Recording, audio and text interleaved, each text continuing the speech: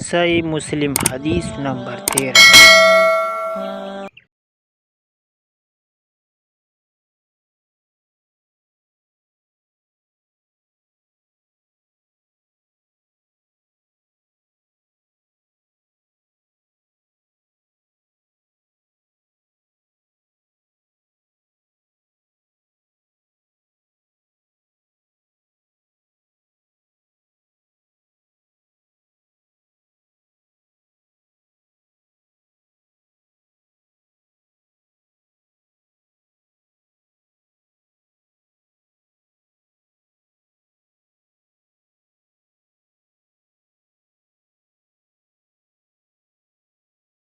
روایات کو بیان کرنے سے بچنا، کیونکہ ایسا نہ ہونے کے برابر ہے کہ کسی نے یہ کام کیا ہو، منکر روایات بیان کی اور وہ اپنی ذات میں ذلیل ہوا ہو اور اس کے بیان کر دو حدیث کو جھوٹا نہ سمجھا گیا ہے۔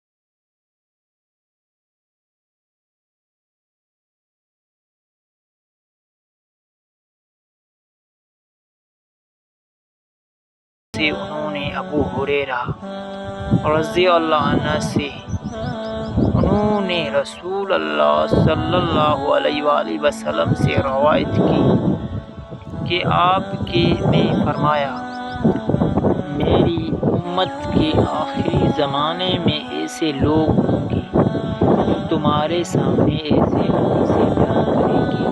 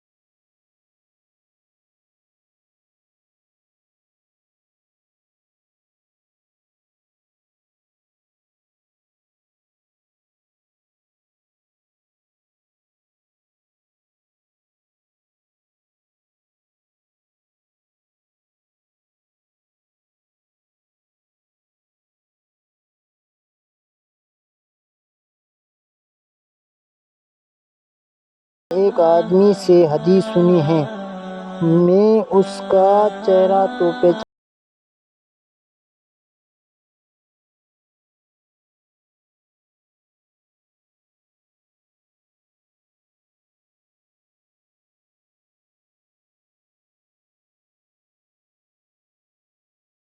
پھر نے طاووس سے روایت کی، کہا یہ ان کے مردان بشیر بن کعب سے تھے۔ حضرت ابن عباس رضی اللہ عنہما کے پاس آیا اور انہیں حدیث سنانے لگا۔